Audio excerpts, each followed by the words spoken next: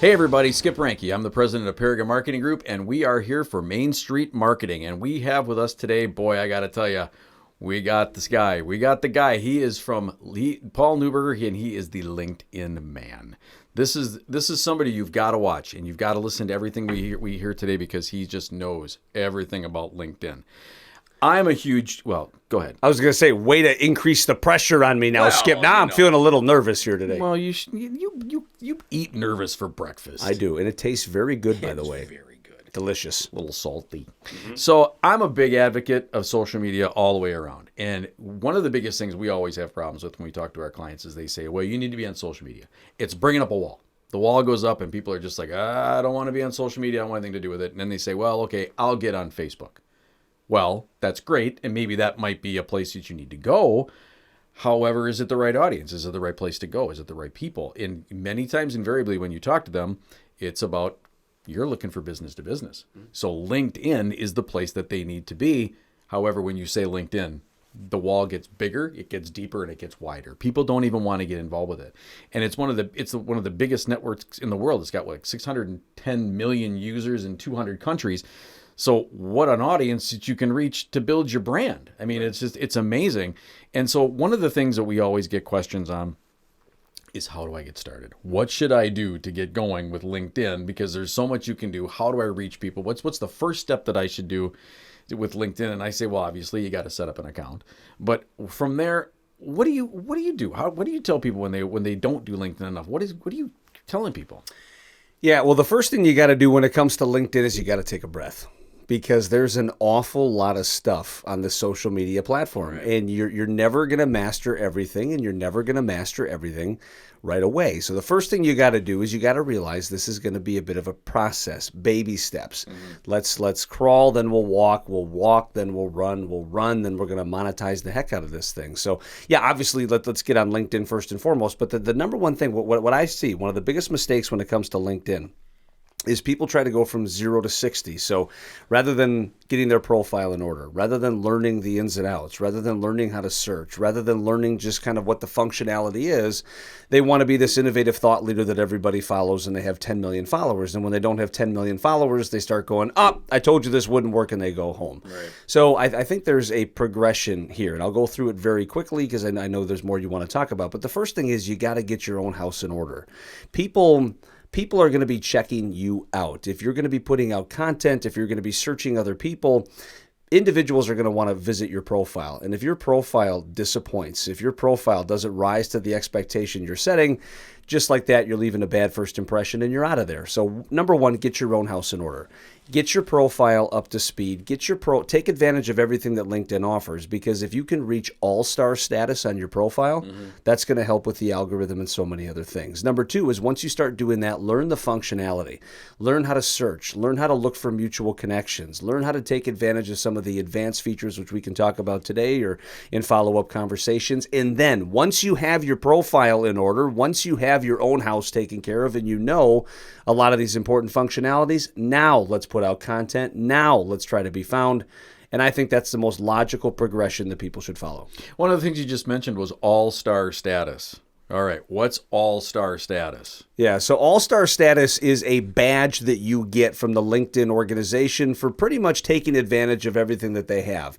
So if you go to, you look at your LinkedIn profile, you know, we're all very familiar about the work history, the about me, stuff like that. Well, did you know that in the work history, you can put media clips, you can put videos of what you did in your previous employers, you can upload PDF documents.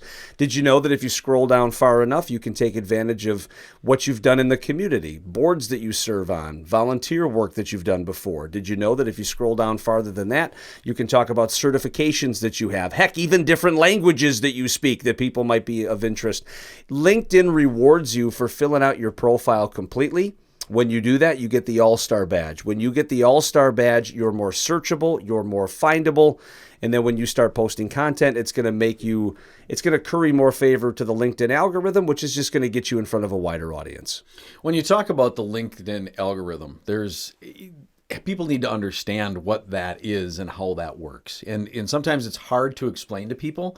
When we talk about the Google algorithm, and they change that thing like I change my socks, and it's always moving. The goalposts are moving. I didn't think you ever changed your socks. Well, sometimes I have to because they stick a little bit and I can't walk real good. So, but I mean, I do have to change them because I don't want to offend any of my good people that work with me. Makes sense. But I digress. But if we're why do you even got to do that stuff? You just totally threw me off. But in any event, we're talking about the algorithm.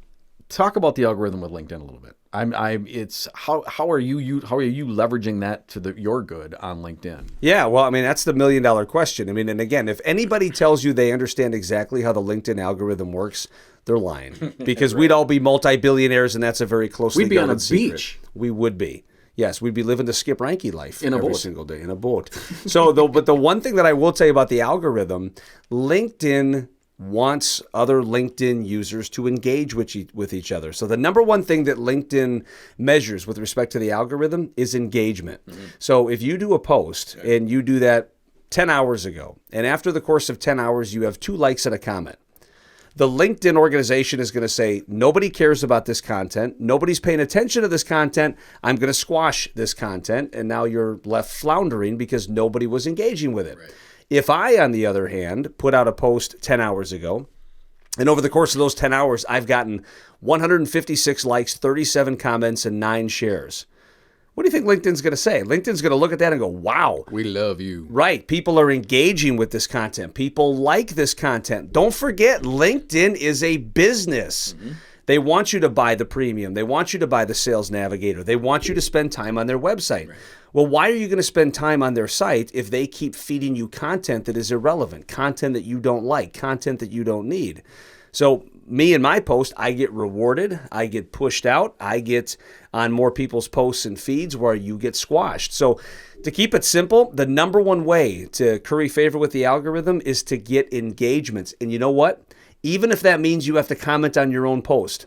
So here's me doing my post, Skip comments on it and goes, great job, Paul. I should comment on that comment. Right. Thanks, Skip, but then ask a question because I'm trying to start a dialogue. Right. Thanks, Skip. How's your day going? Now Skip responds. That's another comment. Next thing you know, just because of our back and forth, we have 18 comments. LinkedIn's going, wow, this post is getting a lot of engagement, and we're off to the races. Right. Yeah, that's awesome. That's an awesome pointer. Sometimes I forget when I'm doing my own social posts that you get lost in your day, and I sometimes forget to reply to some of those that are on there. And I have to kind of remember that myself now, that I should be doing that a little bit more often. Well, and one more tip too. You're right, and it's not just the engagements; it's also the timing of the engagements. The first 2 hours of your LinkedIn post are the absolute most critical. So one of the things that I tell my clients when I teach them with respect to LinkedIn training is, if you're going to do a post, make sure you at least have flexibility in your calendar to engage with that post within the first 2 hours. Because those first 2 hours, it has been shown statistically, dictate how well your post does. So if you make your post, you walk into a meeting and you can't pay attention to it, by the time you come back, again, if you comment on those comments after that, it's better than nothing. But if I can make more comments, if I can ask more questions, if I can engage with those people over the first 2 hours, as go the first 2 hours, so go the post. So make sure you're at least around, you can comment, you can engage, and you can propel that to heights, quite frankly, that you wouldn't get otherwise. Right. And just, one question that, we get quite frequently is just like with email marketing, there's certain times when you send out emails where they're going to get better click-throughs, they're going to get better open rates, and they're going to do much better from a performance perspective.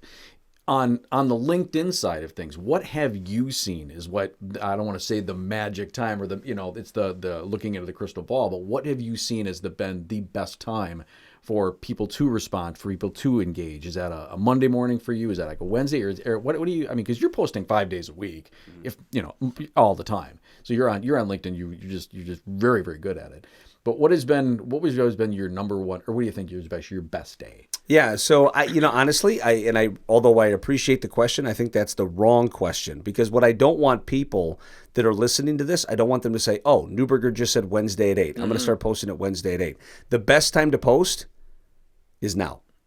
Here you go. When you have a minute, post. When you're feeling fresh, post. When you have a break in the calendar, post. Now, the thing is, the algorithm, they want original content, and they don't want individuals that are just throwing a bunch of stuff out on social media all the time. And the statistics show that one post a day is the magic number. So you got to be a little strategic. Don't go into your Tuesday going, what am I going to do today? And then 4 of your friends post something and you share all 4 of those posts. That's 4 posts in a single day. They're all going to get squashed. LinkedIn is thinking this guy can't make up his mind. He's just putting noodles on the wall, see what sticks. So at least try to know what you're going to post the day before. But honestly, Skip, it really doesn't matter because the algorithm is going to get the content in front of a number of people. It's just whenever they fire up their computer.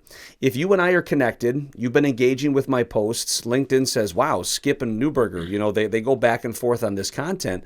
Whenever you fire up the computer, you're going to see mine on the wall at some point. But whether it's first thing in the morning, whether it's before you go to bed, whether it's over your lunch break, just find a cadence that works because the number one most important thing you can do is post with regularity. If you're a periodic poster, if you only do it once every other week, you're never going to build up that credibility with the algorithm. But if you post every single day, every couple of days, that's going to get you a lot further faster. So the absolute right answer to that is whenever it's most convenient for you. Whenever it's most convenient. Okay. And we're going to take a break for a minute.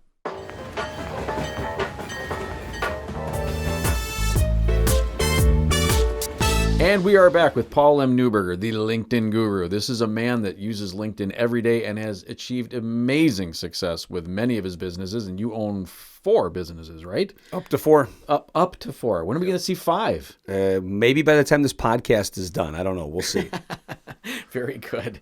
Well, one of the things we've been talking about, obviously, is how you grow. How do you grow? What is the best, or what do you think is the best, I don't want to say mathematical equation, but the equation for growing your reach, getting more people into your fold so you can reach more people and educating them about your business? That is probably the easiest question you've asked me up to this point, Skipperoo, and that's one word: relationships.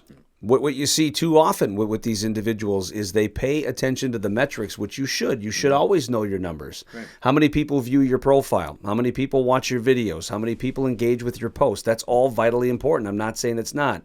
But the number one most important relationship really can't be quantified. And that's how you start to develop these friendships, these collaborations, these relationships with other people. Mm-hmm. So what I would say is 2 things real quick. One, when you start seeing people engage with your posts, like we talked about, recognize them, thank them, comment on what they say, ask them questions, really take the time to start to get to know them. 1, it's good for the algorithm, but number 2, it's good for your business because now you're starting to build connections. But the other thing that I would say is remember, your contacts, your followers, your connections, it's only as good as what you do with them. Now, somebody could be sitting here, well, I got 27,000 connections. Whoopity-doo. I could be sitting here going, I've got 6,000 connections. But I talk to them on a regular basis. I message with them on a regular basis. So here's a free hint for you. At the end of every day, on the top of the LinkedIn bar, there's that My Network icon. Click on that. See who you connected with today. And every 24 hours, once a day, just go back to them, send them a message. Skip, welcome to my network. It's a blessing to have you. I look forward to staying in touch. Something simple like that, just acknowledging them, recognizing them, and starting a conversation. That's how you really start to grow your reach on LinkedIn. When we talk about growing the reach, every single day I get 5, 6, 10 people reaching out to me that I don't know. I've never heard of them. I look at how I'm connected to them on the LinkedIn ratings, and they're like 3 down or 4 downs, 5 times twice removed, whatever that is. I don't answer them. I always decline them. I decline them unless somebody really piques my interest, and then we'll reach out and connect. Do you reach out to somebody that you don't know, or what? What's your advice for that? So this is a harder analogy to make right now based on COVID and everything else. But imagine you're at a networking event. There's 50 people there. You recognize 2. You're a business owner. Are you more inclined to spend the entire night with the 2 people you know, or are you going to introduce yourself to the 48 or 50 people you don't know? I'm one of those people that would talk to the 2, but I might reach out and talk to 2 other ones that get engaged with those. So I would talk to a second, like in this case, would be a second tier maybe. Well, my point being is you don't necessarily go to a networking event to hang out with the people you know. True. You go to a networking event to what? Network. And that's what LinkedIn is all about. LinkedIn is the greatest networking tool on planet Earth. And you're never going to know somebody unless you reach out to somebody. Now, when you look at the businesses that I run, Cold Call Coach, for instance, if I get somebody that reaches out to me that is in the sales profession and I sell to salespeople, don't you think I'd be kind of foolish to decline that invitation? Young Guns, I'm catering towards entrepreneurs, and I have an entrepreneur reach out to me. Don't you think it's going to be kind of foolish for me to decline this potential connection? So my rule of thumb is, unless somebody just for whatever reason seems like spam, seems like it's not legit, maybe when they send you that connection message, hey, Skip, I see you're with Paragon. I've got a great solution for you. You know right off the bat they're just trying to connect with you to sell you something. Right. Err on the side of connecting with them. Because what do you have to lose? The worst thing that you're going to do is you're going to connect with them. Within 24 hours, they're going to send you a sleazy sales pitch. All you got to just basically got to do then is to go back and unconnect with them. It's really that easy.